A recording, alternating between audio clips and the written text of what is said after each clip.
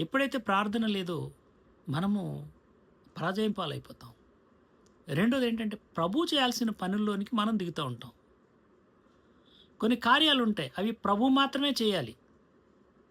మనం ఏం చేస్తామంటే మన స్వశక్తిని నమ్ముకుని, మన యొక్క తెలివిని నమ్ముకుని, మన జ్ఞానాన్ని నమ్ముకుని, మనం ఒక్కొక్కసారి ఏమనుకుంటాం స్వనీతిపరులం అయిపోతాం.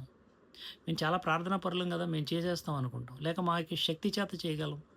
మా భక్తి చేత చేయగలం. లేక మాకున్న ఈ లోక సంబంధమైనటువంటి పరిస్థితులను బట్టి మేము చేయగలమని మనం బుర్రతలూగిపోతూ ఉంటాం. అలాంటి సందర్భాల్లో ప్రభువారి యొక్క శక్తికి బదులుగా మన స్వశక్తిని ఉపయోగించడానికి ప్రయత్నం చేసి ఫెయిల్ అవుతాం. మనం పరాజయం పాలవడానికి కారణం ఏంటంటే, క్రీస్తు ప్రభువారిని ఆశ్రయించకుండా, ప్రభువు చేయగలిగినటువంటి వ్యక్తి చేతికి మనము సమస్యను అప్పగించాలి. క్రీస్తు ప్రభువారు చేయగలిగిన దేవుడు. కాబట్టి ఆయన చేతికి మనం సమస్య అప్పగించాలి గానీ, మన చేతిలోకి సమస్యను మనం తీసుకోకూడదు.